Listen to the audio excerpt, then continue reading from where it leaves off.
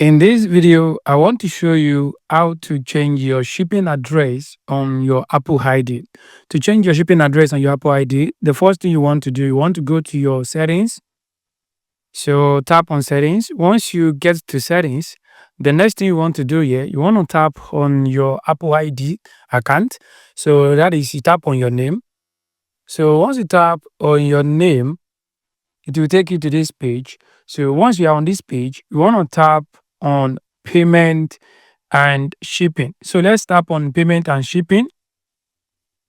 So once you tap on payment and shipping, it will load up the payment and shipping. So it has successfully loaded up for us.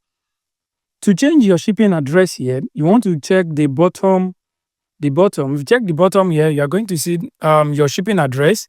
You are going to see starting with your name, and under your name we have the shipping address. So guys, you want to change this address, just tap on it. So once you tap on it, it's going to take you to this page where you can edit your shipping address. So guys, this is how you can actually change your shipping address on Apple ID.